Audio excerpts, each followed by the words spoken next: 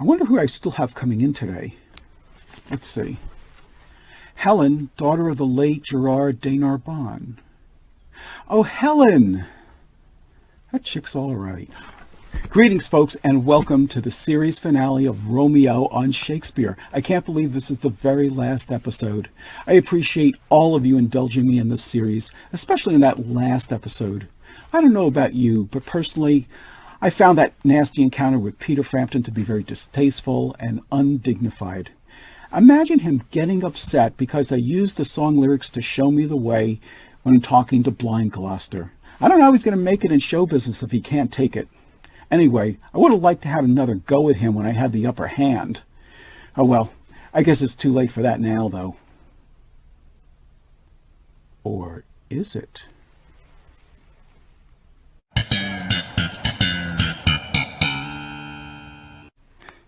Do you know what you're talking about? Because I don't think you know what you're talking about. I can't believe you love Bertram. What a pear-shaped loser. Pardon? I might tell him that I love him. Are you confident in the I love you return? 50-50. Because if you don't get that return, that's a pretty big matzo ball hanging out there. Well, I just gotta say it once. But Bertram? Boy, he's a real bounder, isn't he? Yes, he's one of those bounders. But it's worse than that, Helen. He's a male bimbo. He's a mimbo. All right, I know he's a mimbo, but he's my mimbo, and nobody beats him. Let me ask you, what would you do if he was here right now? Run away like a mouse? No, more like the Three Stooges at the end of every movie.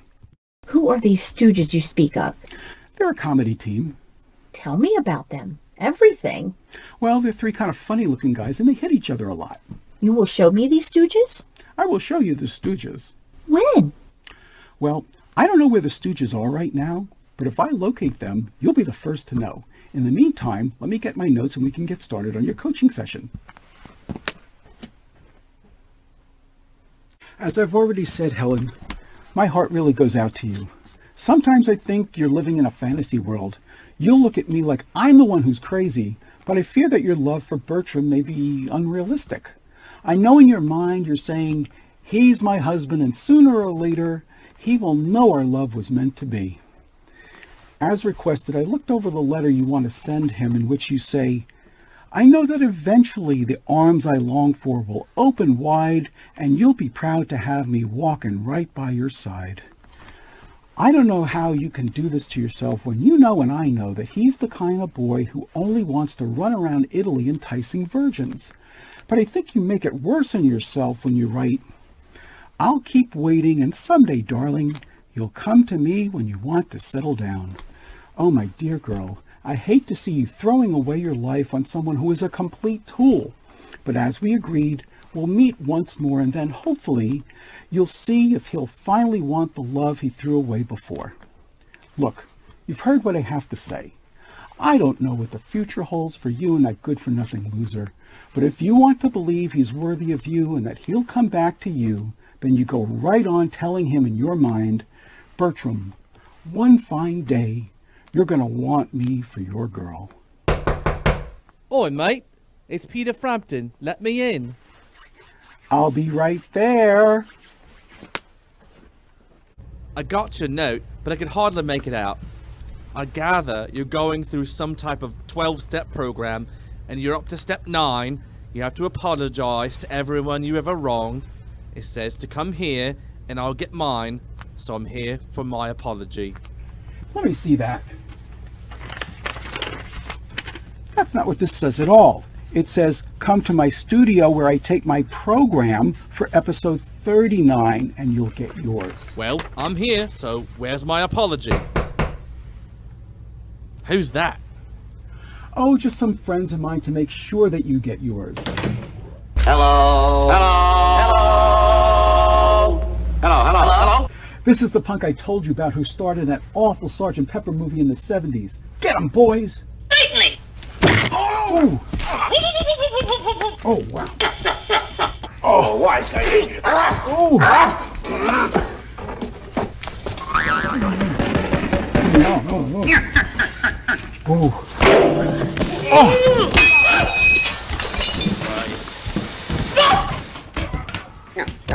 You hit me in the chin. What'd he say? I think you knocked him out. Hey, wake up and go to sleep. All right, all of you scram.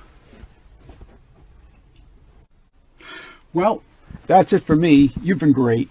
You mean you're just gonna leave? You bet. This is my last episode, and I am going out on a high note. Achoo! You're so good looking. Yuck, yuck, yuck.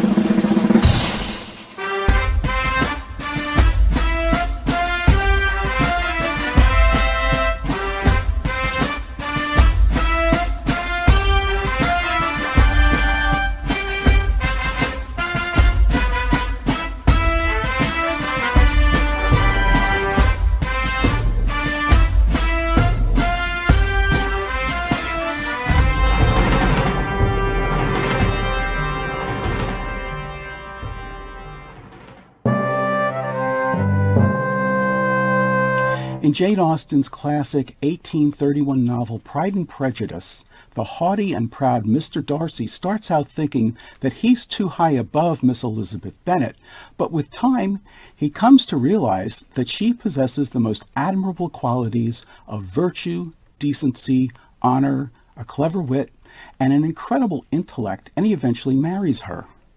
In All's Well That Ends Well, Count Bertram Roussillon starts out thinking that he's too high above the orphaned Helen de Narbonne, yet with time he comes to appreciate her virtue, decency, honor, and cleverness, and he eventually marries her. So let's take a look at the plot. Helen is the daughter of the recently deceased physician Gerard de Narbonne.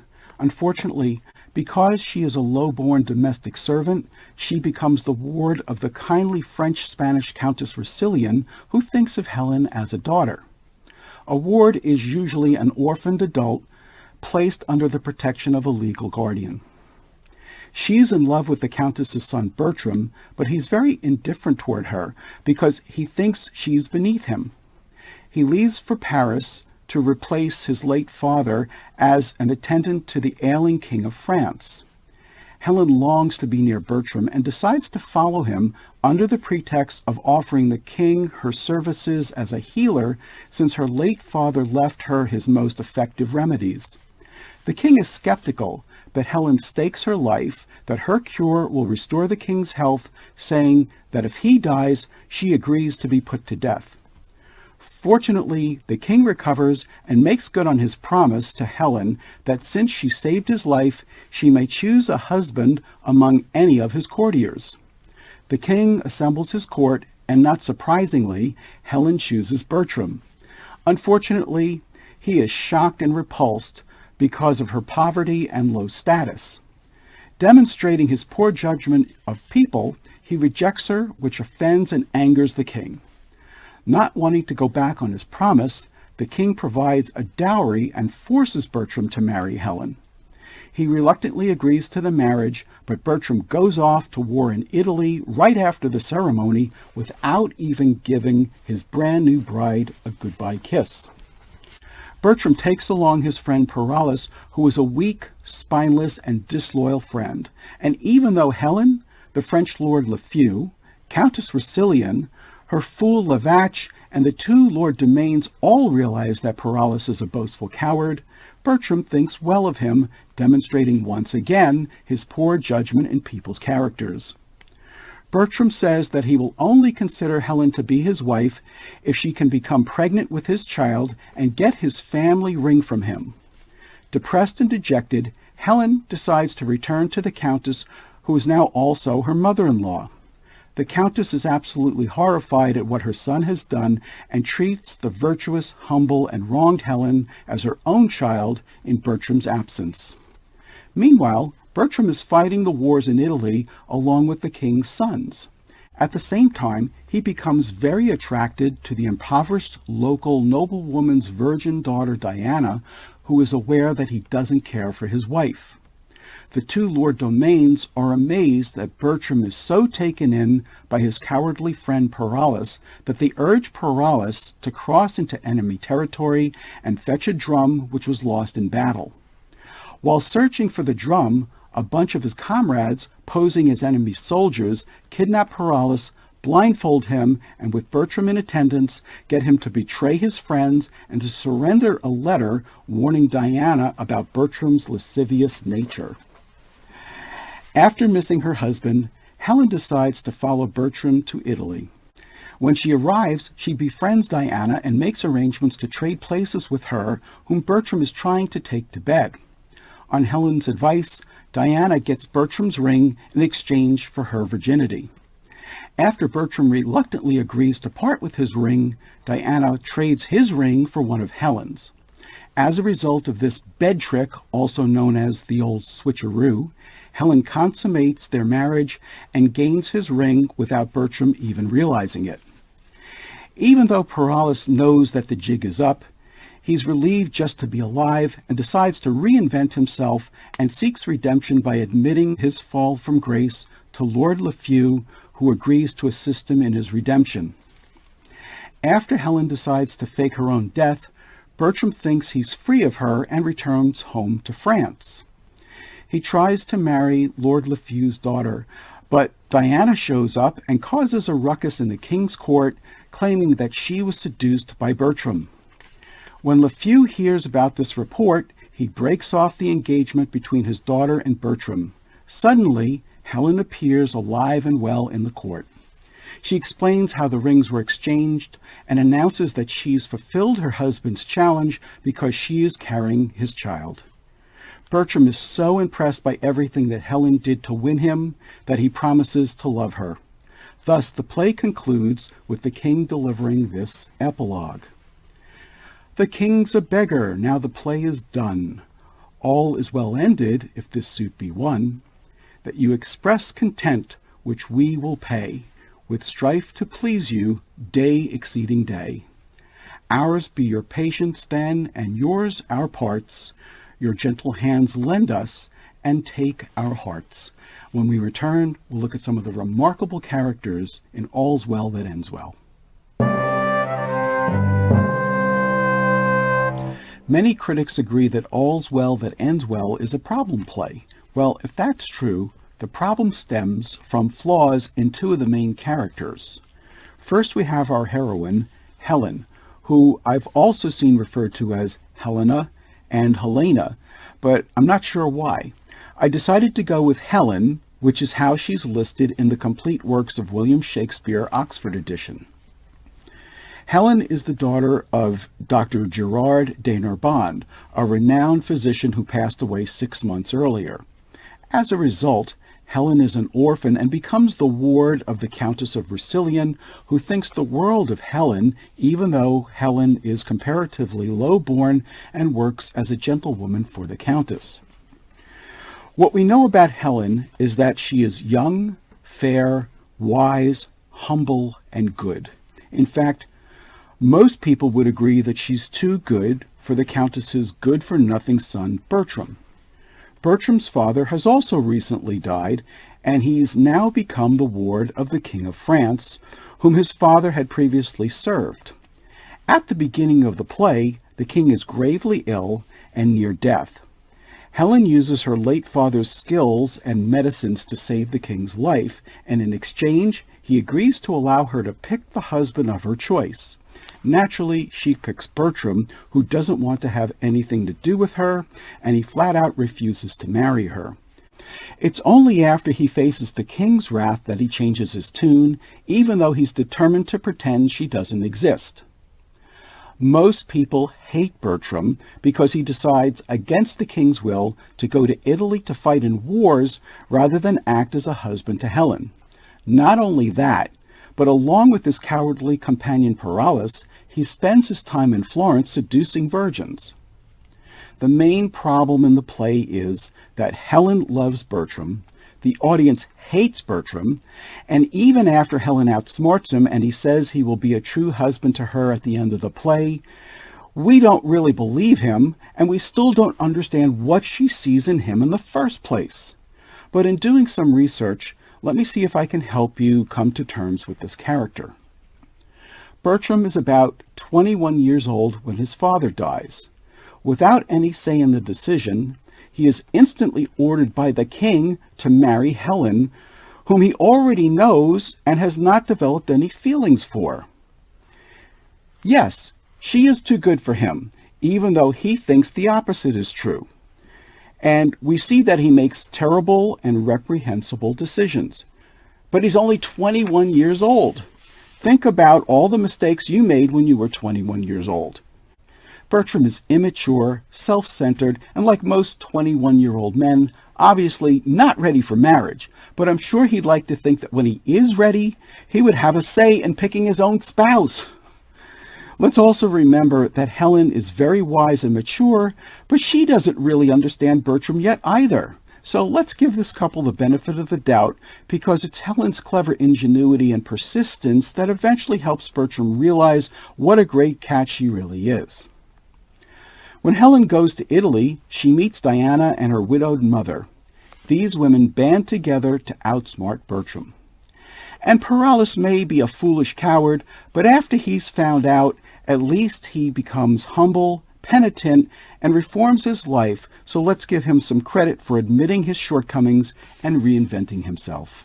When we return, we'll look at some of the plot devices and memorable scenes from All's Well That Ends Well. One of the first plot devices we encounter in this play is an unusual bargain between the gravely ill King of France and Helen. She believes that her late father's medical remedies can cure the king, but he's very skeptical, and so the two strike up a bargain. Helen is willing to be put to death if she doesn't cure the king of his illness, and in exchange, he agrees to try her cure, and if he regains his health, she gets to pick her choice of husband from among the king's nobles. The king recovers and makes good on his promise. So far, so good. The problem is, Helen chooses Bertram, and Bertram doesn't want to marry Helen. Just like in Macbeth, The Merchant of Venice, Pericles, Prince of Tyre, and The Winter's Tale, All's Well That Ends Well includes one of the most intriguing and unusual riddles in any Shakespeare play. The reluctant husband Bertram Russillian writes a letter to Helen stating, "When thou canst get the ring upon my finger, which never shall come off, and show me a child begotten of thy body that I am father to, then call me husband. But in such a then I write a never." And although the prospect seems grim, we know that if all's well to end well, Helen will find a way to overcome the dilemma. The next three plot devices go hand in hand with each other. They are the bed trick, the dead trick, and the ring trick. The bed trick involves Diane being willing to tell Bertram she will sleep with him in exchange for his family ring, and Helen taking her place and becoming pregnant by her lascivious husband without him even realizing it. The dead trick involves Helen spreading word that she is dead and Bertram falling for it. Fortunately, it's just a ruse in order to expose Bertram's scandalous behavior and allow Helen to accomplish both conditions of her husband's challenge. The ring trick involves getting Bertram's family ring, replacing it with the ring the king gave Helen, and giving it back to him in front of the entire court, thus demonstrating her cleverness and worthiness to be Bertram's wife. The last plot device we'll look at is the monumental wrap-up scene at the end of the play, in which all of the loose ends and confusion are cleared up. Hey, if it worked in the Comedy of Errors, The Two Gentlemen of Verona, Pericles, Prince of Tyre, Measure for Measure, Twelfth Night, and Much Ado About Nothing, that's good enough for me. And as far as memorable scenes go, let's take a look at three. First we have Act 4, Scene 2, in which Bertram is trying to convince Diana to sleep with him. She's been well prepared for his advances, and she plays him like a fiddle. She tells him that her virginity is the honor of her household, and that if he wants to take it from her, he'll have to first fork over his family ring, which has been passed down for many generations. In Act 4, Scene 3, we watch as the blindfolded Paralis is interrogated by his captors and betrays every secret he knows about Bertram, the two Lord Domains, and the strengths of the Duke's men. He can't give them up fast enough. In the same scene, he's told that he's about to be executed, and he asks that his blindfold be taken off so that he could see his own death. Once it's removed, he realizes that he's actually among the very men he's just slandered and betrayed. And finally, in Act 5, Scene 3, we have the massive wrap-up scene in which Bertram is exposed as a cad in front of the king and his entire court. Helen walks in, and to Bertram's shock and everyone else's delight, she finally wins him over. When we return, we'll look at some of the major themes that run through All's Well That Ends Well.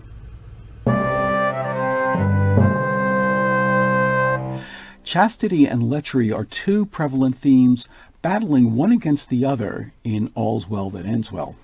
From the opening scene in Act 1, we see Helen and Paralis debating both sides of whether or not she should keep or lose virginity. Helen's solitude is interrupted by the arrival of Paralis, and he begins with one of the worst icebreakers any man has ever tried on a woman. Paralis says, "Are you meditating on virginity?" A word to the wise: if you're trying to impress a woman, I recommend you say something that's more likely to generate a positive response, such as Dilbert cartoonist Scott Adams' ultimate pickup line, "Criticism completes me." Still, Helen is not offended by his question and plays along with him, saying, "Aye, you have some stain of honor in you. Let me ask you a question. Man is enemy to virginity. How may we barricado it against him?" Paralis says, "Keep him out." Helen says, "But he assails, and our virginity, though valiant in the defense, yet is weak. Unfold to us some warlike resistance." Paralis says, "There is none. Man, sitting down before you, will undermine you and blow you up." Helen retorts, "Bless our poor virginity from underminers and blowers up. Is there no military policy how virgins might blow up men?" Paralis, whose name means words, offers many on the subject. He continues, "Virginity being blown down, man will quicklier be blown up. Marry, in blowing him down again, with the breach yourselves made, you lose your city. It is not politic in the commonwealth of nature to preserve virginity. Loss of virginity is rational increase, and there was never virgin got till virginity was first lost. That you are made of is metal to make virgins. Virginity, by being once lost, may be 10 times found. By being ever kept, 'tis ever lost. 'Tis too cold a companion. Away with it." Helen answers, "I will stand for it a little, though therefore I die a virgin." Paralis concludes, "There's little can be said in it. 'Tis against the rule of nature. To speak on the part of virginity is to accuse your mothers, which is most infallible disobedience. He that hangs himself is a virgin. Virginity murders itself, and should be buried in highways out of all sanctified limit, as a desperate offense against nature. Virginity breeds mites, much like a cheese, consumes itself to the very paring, and so dies with feeding his own stomach. Besides, virginity is peevish, proud, idle, made of self-love, which is the most inhibited sin in the canon. Keep it not. You cannot choose but lose by it. Out with it. Within 10 years, it will make itself 10, which is a goodly increase, and the principle itself not much the worse. Away with it." Later on in Act 4, Scene 2, we see Bertram negotiating with Diane to give up her virginity to him, and she agrees to do so, providing he's willing to part with his ring that has been handed down in his family for generations. It's only after much reluctance on both sides that the two come to terms with each other. But of course, the lusty Bertram loses his family ring, while Diana keeps her family honor, and Helen takes the ring by substituting herself in bed for Diana. Unfortunately, Bertram is not the only character in the play given to debauchery. While in the act of confessing everything he can possibly think of when he thinks he's been captured by the enemy and his life depends on turning over secrets to them, Paralis starts filling us in on the 2 Lord domains. Of the second one, he says he's a copy of the first, but of the first, he goes into great detail, stating, "He was whipped for getting the sheriff's fool with child, a dumb innocent that could not say him nay. He also says, for rapes and ravishes, he parallels Nessus. And while we can't believe everything Paralis says, we do know that what he divulges about Bertram's lechery is true, and so there's nothing to contradict his assaults on Lord Dumaine. One of the more striking themes that runs through All's Well That Ends Well is how some characters are very good at judging others and some of them are absolutely terrible at it. We see that Bertram initially misjudges Helen because she's poor and overlooks her wonderful qualities of cleverness, wisdom, decency, devotion, and sensibility. We can only hope that Bertram will become worthy of redemption when he accepts his role as Helen's husband, as he promises to do at the end of the play.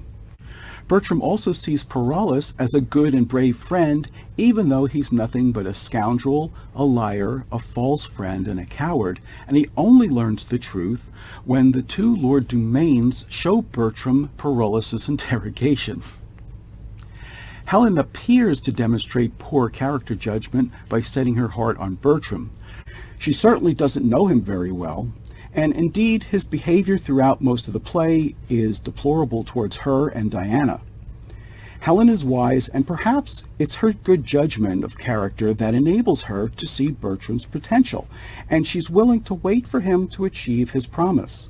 Remember, at the end of Measure for Measure, Mariana says to the Duke, "They say best men are molded out of faults, and for the most become much more the better for being a little bad. So may my husband, and so may Bertram. So let's give Helen the benefit of the doubt that Bertram may become more worthy of her once he grows up, and with her guidance, better follows his father's example. After all, it's her life." Besides, it didn't take Helen long to size up the Countess, the King of France, Diana, or her widowed mother and win all of them over. She has excellent people skills and a way of bringing out the best in others. The Countess Roussillon also appears to be an excellent judge of character.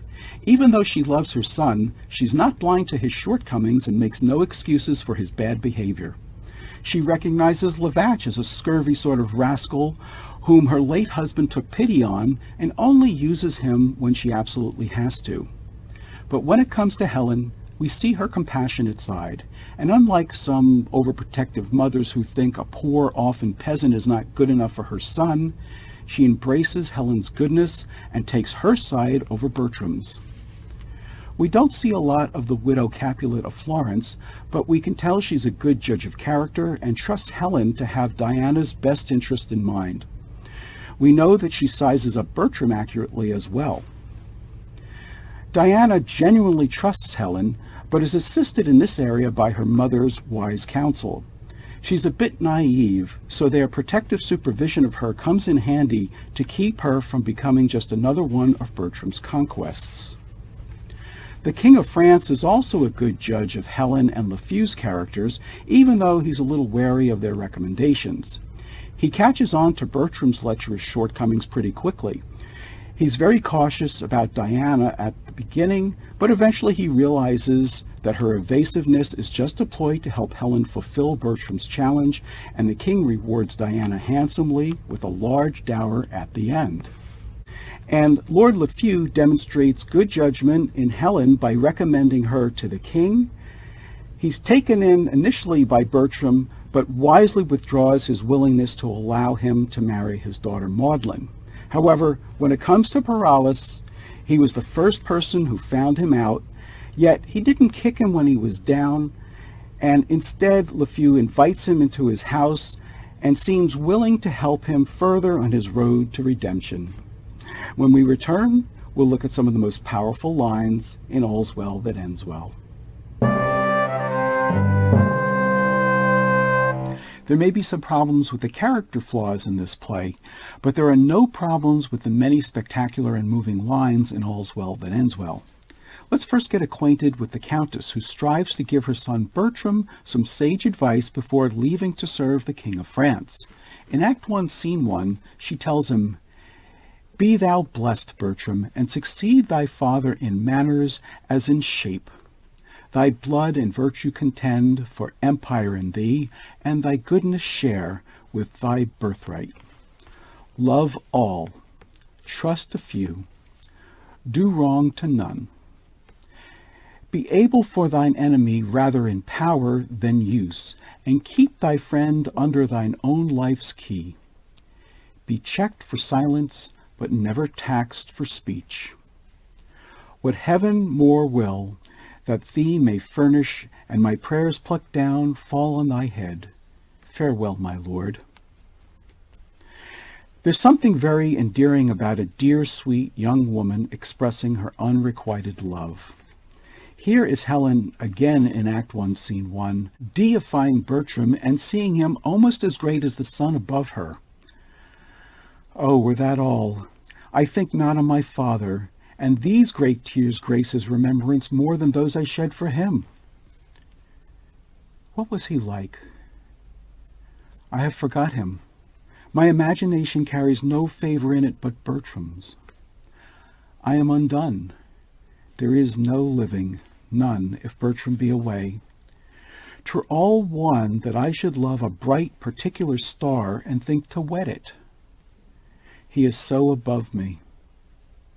In his bright radiance and collateral light must I be comforted, not in his fear. The ambition in my love thus plagues itself. The hind that would be mated by the lion must die for love. 'Twas pretty, though plague, to see him every hour, to sit and draw his arched brows, his hawking eye, his curls in our heart's table. Heart too capable of every line and trick of his sweet favor. But now he's gone, and my idolatrous fancy must sanctify his relics. A little later on in Act 1, Scene 1, Helen decides to take responsibility for her own success and strategizes on going to see Bertram under the guise of trying to cure the ailing King of France. She says, "Our remedies oft in ourselves do lie, which we ascribe to heaven. The fated sky gives us free scope, only doth backward pull our slow designs when we ourselves are dull.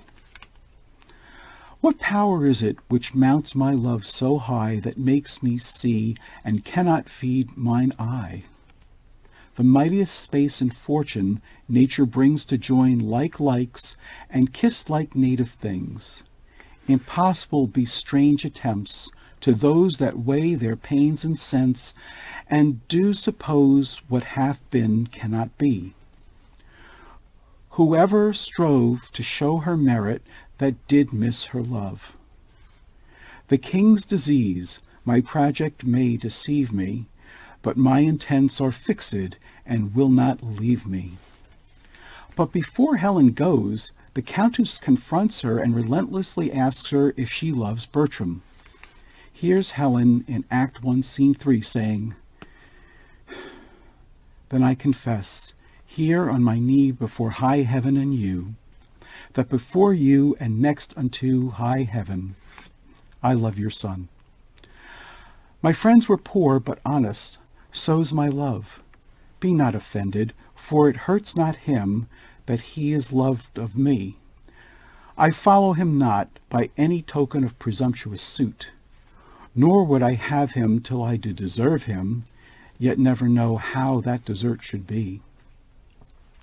I know I love in vain, strive against hope, yet in this captious and untenable sieve, I still pour in the waters of my love, and lack not to lose still. Thus, Indian-like, religious in mine error, I adore the sun that looks upon his worshipper, but knows of him no more. My dearest madam, let not your hate encounter with my love for loving where you do. But if yourself, whose aged honor cites of virtuous youth, did ever in so true a flame of liking wish chastely and love dearly, that your Diane was both herself and love, Oh, then give pity to her, whose state is such that cannot choose, but lend and give where she is sure to lose, that seeks not to find that her search implies, but riddle-like lives sweetly where she dies. And let's look at Diana in Act 4, Scene 2, who discovers that she was well advised by her mother about how phony Bertram's come-ons to her would be. My mother told me just how he would woo, as if she sat in his heart. She says all men have the like oaths. He had sworn to marry me when his wife's dead. Therefore, I'll lie with him when I am buried. Since Frenchmen are so braid, that means deceitful, marry that will, I live and die a maid. Only in this disguise I think it no sin to cozen him that would unjustly win.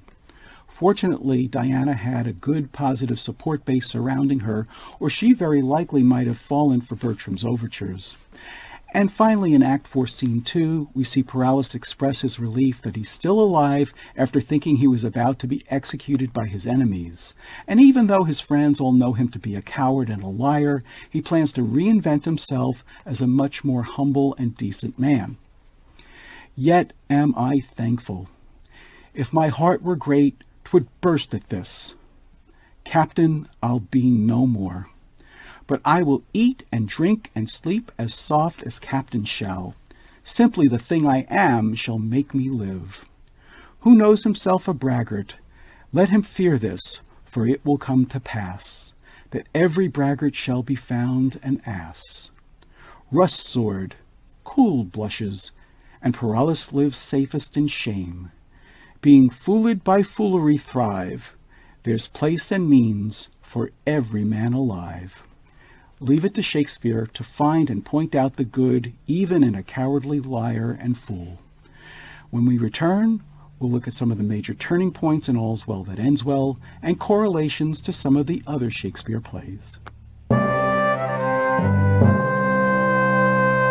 I don't want to forget to tell you that upon completion of this series, there'll be an ebook published called Romeo and Shakespeare, which will be a companion piece to this series.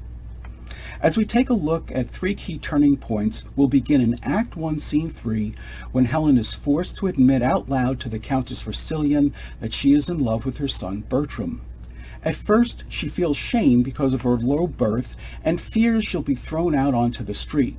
But instead, the Countess embraces Helen and recommends that she go to Paris where Bertram is attending the king in hopes of curing the ailing monarch. Now Helen has an ally and the means to accomplish her goal.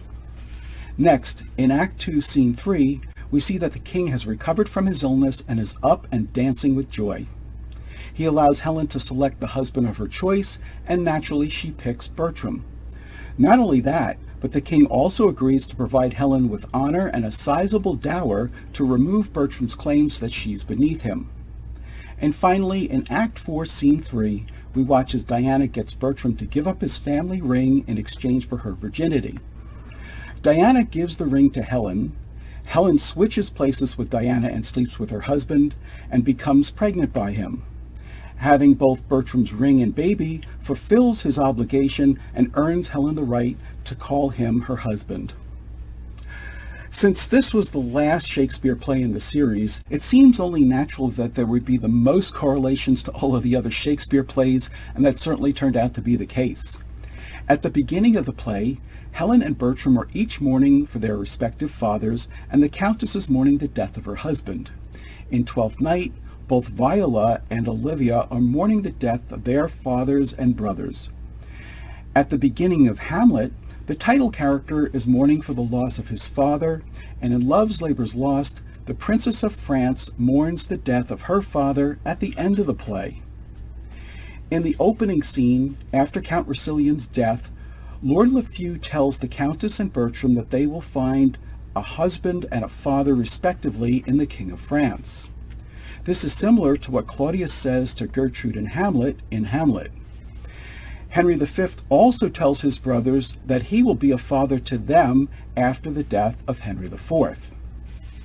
The Countess gives her son Bertram very sound advice as he leaves for Paris, just like Polonius does in Hamlet when his son Laertes leaves for France. Helen has been described as courageous as Isabel, as imaginative as Rosalind, as patient as Virgilia, as modest as Hero, as ingenious as Portia and Viola, as sensible as Sylvia, as dedicated as Imogen, and as passionate as Juliet. The Countess loves Helen and cares for her after her father's death and encourages Helen's feelings for her son. In Hamlet, Queen Gertrude also encourages Ophelia and hopes that she might someday become Hamlet's wife. In Othello, Brabantio loves Othello until he elopes with Desdemona, and in Cymbeline, the king loves Posthumus and raises him until he secretly marries his daughter Imogen. The Countess is very supportive and protective of her daughter-in-law Helen, even more so than Volumnia is of her daughter-in-law Virgilia in Coriolanus. There's also a close bond amongst the Duchess of York, Queen Elizabeth Grey, and even Lady Anne in Richard III. In Act 2, Scene 1, the ailing king mistrusts innocent Helen's attempts to restore him from his fistula. In Pericles, Prince of Tyre, Pericles mistrusts his innocent daughter Marina, who tries to restore him from his melancholy. In Act 2, Scene 2, LeFou says, "I am Cressid's uncle that dare leave two together when he brings Helen in to cure the King of France." This is a reference to Pandarus, Cressida's uncle, who acts as a clandestine go-between for the two title characters in Troilus and Cressida. Bertram must marry Helen because she picks him as part of the deal she made when she saved the king's life. In A Midsummer Night's Dream, Helena must marry her father Aegeus's choice of husband Demetrius or die according to an ancient Athenian rite. In The Merchant of Venice, Portia must marry whoever selects the correct chest according to her father's will, and in The Two Noble Kinsmen, Emilia must marry whoever wins a match for her, and the loser must die. Lavache the clown amuses the Countess Racilian by demonstrating that he can remain non-committal to any question by simply uttering the exclamation, "Oh, Lord, sir." In Twelfth Night, Feste the Jester amuses Olivia by proving her a fool because she's mourning for her brother's soul, who she believes to be in heaven. Lavache also says that he wants to marry Isabel because he's driven by the flesh. This is similar to Touchstone wanting to marry Audrey in As You Like It because man has his desires. In Act 2, Scene 5, LeFou calls out the coward Parolles just like the Lord Chief Justice does of Falstaff in Henry IV, Part 2. In Act 2, Scene 5, Parolles says he knows not how he offended LeFou, just as Oswald says to Cornwall about Kent in King Lear. Helen goes to Paris to follow Bertram, the man she loves. Hermia goes into the Athenian woods to follow Demetrius in A Midsummer Night's Dream. Julia goes into the forest to follow Proteus, and Sylvia goes into the same forest to follow Valentine in The Two Gentlemen of Verona. Portia goes to the Venice court to follow Bassiano, her husband, in The Merchant of Venice, and Imogen goes to Milford Haven to meet her husband Posthumus in Cymbeline. In Act 4, Scene 5, Lavache says that he serves the Black Prince, meaning the Prince of Darkness, or Satan. However, in Edward III, Edward's son Ned is known as the Black Prince. He also becomes Richard II's father. Lord LeFou calls out the braggart Parolles, knowing him to be a fool, just like Friar Lodovic, aka Duke Vincenzo, does to Lucio in Measure for Measure. Helen goes as a pilgrim bound for religious sanctuary at the shrine of Saint Jacques le Grand. In Measure for Measure, Isabel is a novice of the Order of St. Clare. In Pericles, Prince of Tyre, Thaisa becomes a votress of the Temple of Diana in Ephesus, and in The Comedy of Errors, Emilia becomes the abbess of the Ephesian Priory.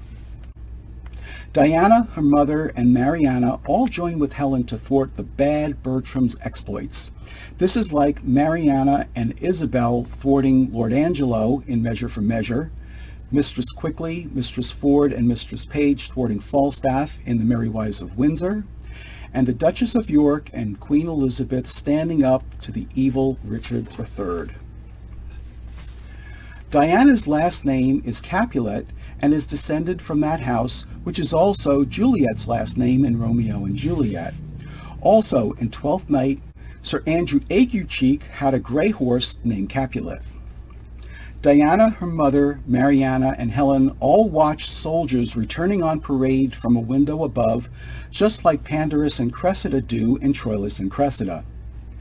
Parolles shows himself to be a fraud, liar, and coward in front of his friends, like Falstaff does in Henry IV Parts 1 and 2, in front of Ned Poins and Prince Hal, and also in The Merry Wives of Windsor in front of virtually the entire company.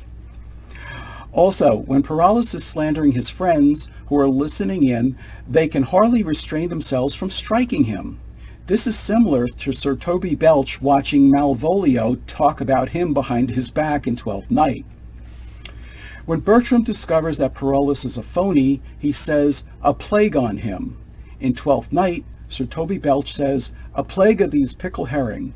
And in Romeo and Juliet, the dying Mercutio says, "A plague of both your houses." In Act 4, Scene 3, Parolles says that Captain Dumain got the sheriff's fool with child, a dumb innocent that couldn't say him nay. This is like Lancelot Gobbo in The Merchant of Venice with the Moor, Lucio in Measure for Measure with Kate Keepdown, supposedly Archite in The Two Noble Kinsmen with the Lord Stewart's daughter, and with Don Armado in Love's Labour's Lost with Jacquinetta. Parolles shows himself to be a false friend to Bertram, like Falstaff does to Hal in Henry IV Part 2, like Sir Toby Belch does to Sir Andrew Aguecheek in Twelfth Night, like Proteus does to Valentine in The Two Gentlemen of Verona, like Iago does to Othello, Michael Cassio, and Rodrigo in Othello, like Enobarbus does to Mark Antony and Antony and Cleopatra, and like Rosencrantz and Guildenstern do to Hamlet. When Parolles is revealed as a fraud, he vows to live a better life, as does Cardinal Wolsey in Henry VIII, but unlike Pistol at the end of Henry V, who says he'll revert back to his cut-purse ways. Bertram is given a second chance to wed Lafayette's daughter Magdalen after Helen is believed dead, but eventually ends up married to Helen. In Much Ado About Nothing, Claudio is given a second chance to wed Hero's cousin after Hero is believed dead, but eventually ends up married to Hero. The king questions Diana about Helen's ring, just like Cymbeline questions Iachimo about Inogen's bracelet. The king also gets angry with Diana for being evasive about the bed trick, just like Aeschylus does with Mariana in Measure for Measure. Diana is accused of being a strumpet, but that's false.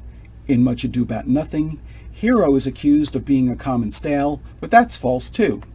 In Measure for Measure, Mariana is accused of being unchaste, but we know that that's also false.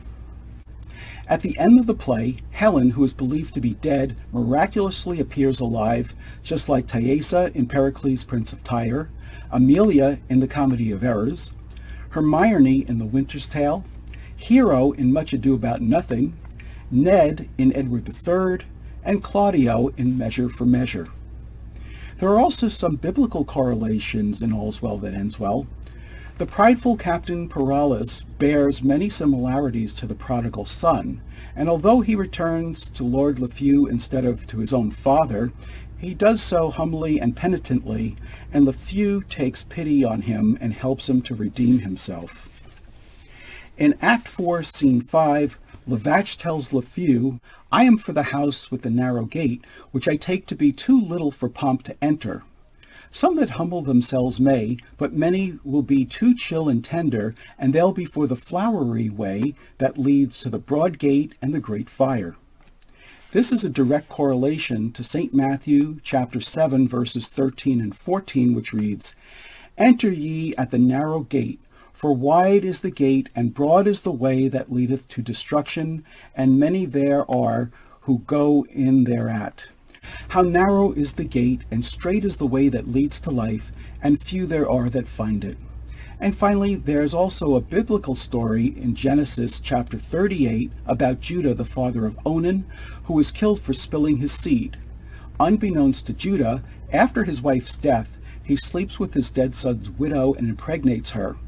In exchange, he gives her a ring, a bracelet, and a staff.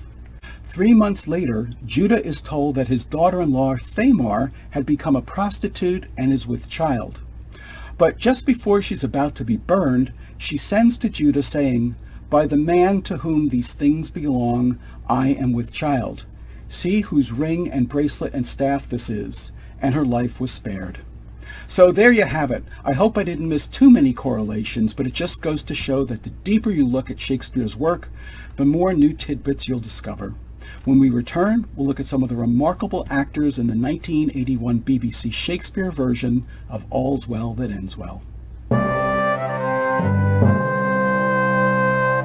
Before we look at some interesting facts about All's Well That Ends Well, I want to make sure that I leave you with some valuable resources and reference tools for you to pursue your love of Shakespeare even further. First, I highly recommend the second edition of the Oxford Shakespeare, The Complete Works, unless a newer version is released. It contains every known work that Shakespeare ever wrote or contributed to, including his plays, sonnets, and long poems. I first developed my love of Shakespeare by reading Tales from Shakespeare by Charles and Mary Lamb, which was written in the early 1800s. It contains very abbreviated versions of 20 of Shakespeare's plays, recounted by the authors in their own words. It's an excellent introduction for anyone that you'd like to see develop an appreciation for William Shakespeare's plays. There are some incredible online resources, especially on YouTube. First and foremost, I encourage you to watch Tim Nance of Nance Notes and Narwhals, who has done exceptionally entertaining and educational videos on all of Shakespeare's plays, sonnets, and poetry, in addition to many other literary masterpieces by other writers. You'll also find some full-length lectures by Harvard professor Marjorie Garber, whose excellent 2004 book, Shakespeare After All, points out an enormous number of correlations among Shakespeare's plays and biblical references, not to mention the translated meanings of many of Shakespeare characters' names. The late Professor Paul Cantor, formerly of the University of Virginia, also has an outstanding lecture series on Shakespeare and politics. And if you want to hear how the women's monologues are supposed to sound, be sure to find The Insane Artist, also known as Octavia Selina Alexandru's magnificent performances. If you don't own a copy of Shakespeare's plays, you can find them online through the Folger Shakespeare Library, where you can read along with the entire text. And if you're still confused with some of the meanings, try using litcharts.com, where you can compare the actual text to the side-by-side modern translations of Shakespeare's plays. And now, as promised, here are some interesting facts about All's Well That Ends Well. The play is based on the tale of Giletta di Narbona, Tale 9 of Day 3, from the Decameron, which was written by the 14th century writer Giovanni Boccaccio, which Shakespeare may have read when it was translated into French by the 15th century author William Painter in his work entitled Palace of Pleasure.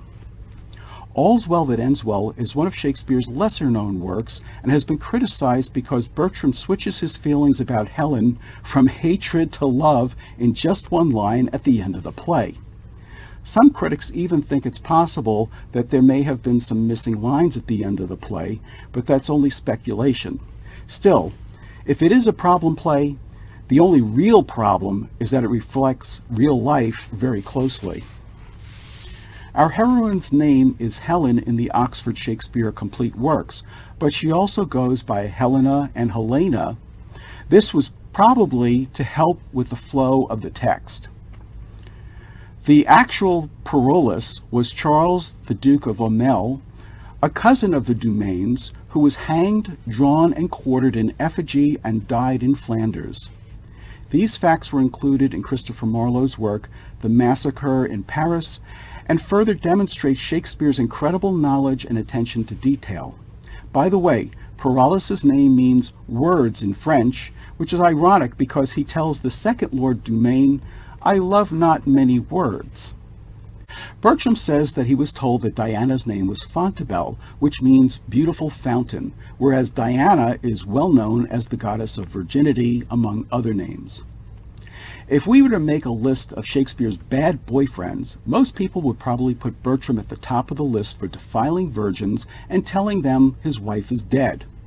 But he would have to also beat out Proteus in The Two Gentlemen of Verona, Lord Angelo and Lucio, both in Measure for Measure, Chiron and Demetrius in Titus Andronicus, Demetrius in A Midsummer Night's Dream, Claudio in Much Ado About Nothing, Hamlet, and Mark Antony. In the play, Helen says that she's going to St. Jacques le Grand, also known as St. James the Greater, which is located in Santiago de Compostela, Spain. However, her going from France through Florence to get there would defy geography. It's kind of like Fortinbras in Hamlet cutting through Denmark in order to get from Norway to Poland. Also, even though Roussillon is an old province in France located at the very southern border and is separated from Spain by the Pyrenees Mountains, this town predates Shakespeare and was under Spanish rule up until 1641. However, there is another Roussillon located on the banks of the Rhone River, which was a standard stop and staging post on the route from France to Italy, and is most likely where Bertram is from. The King of France mentions that the Florentines are fighting the Savoys.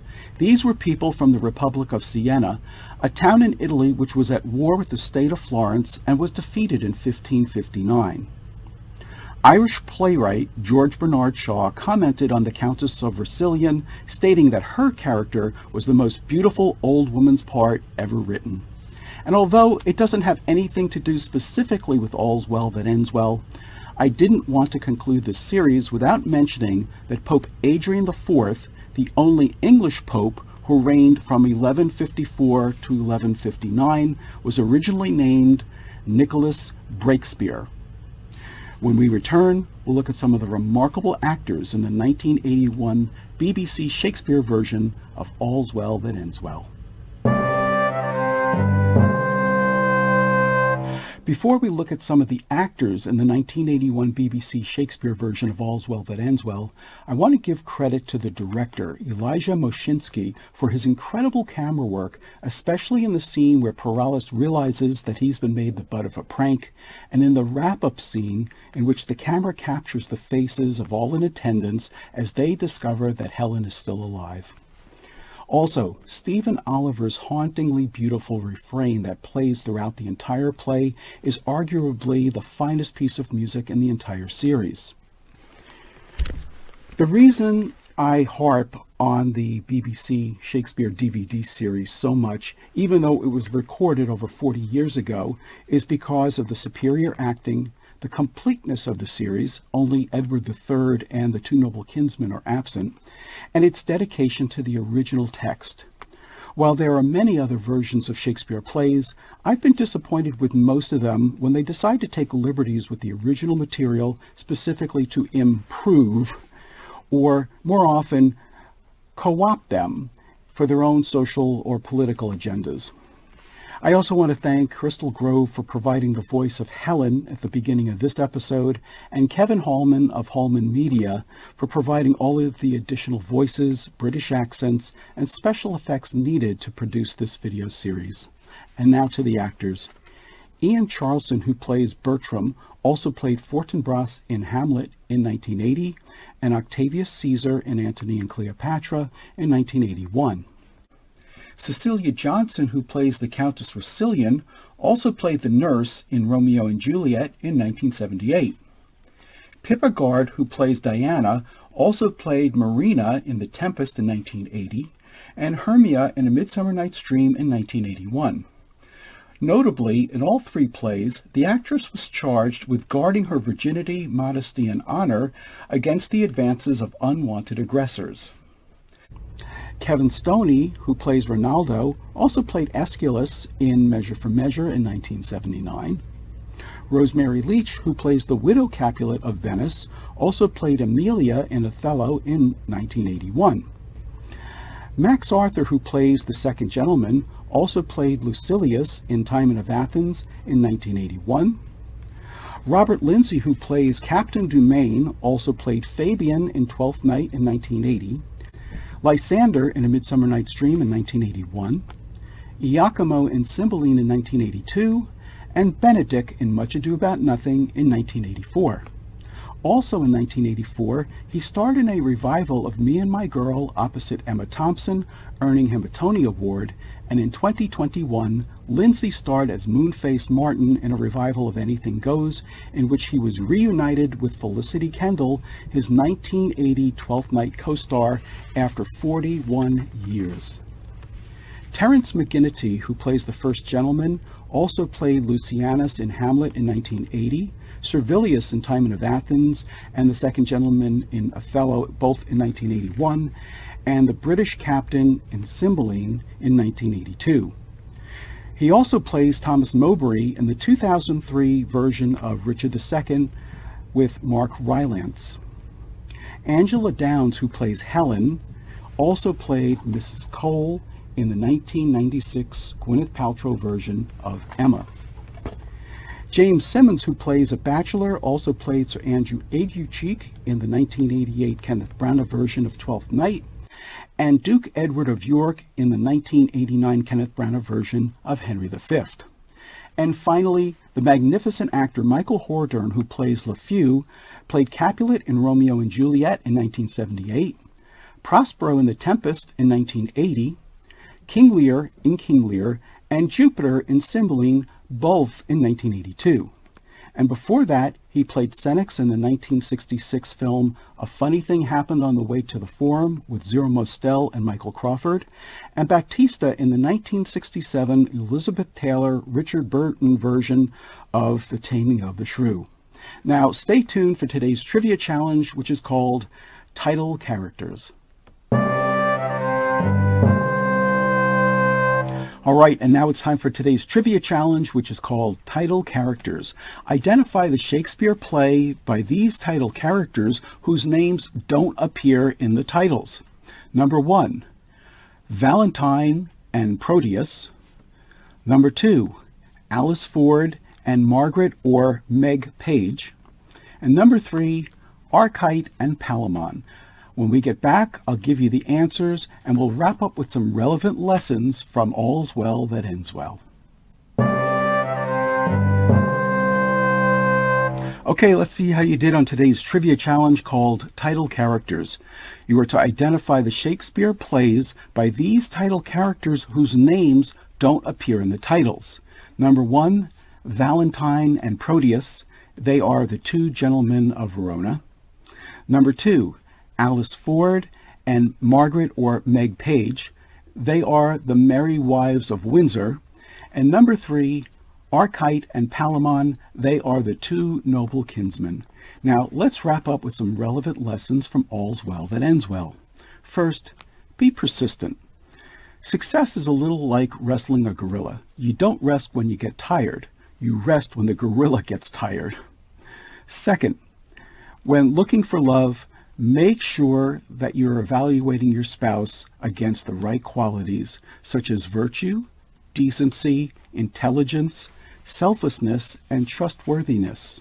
And finally, be patient and persevere. Anything worth having is worth waiting for.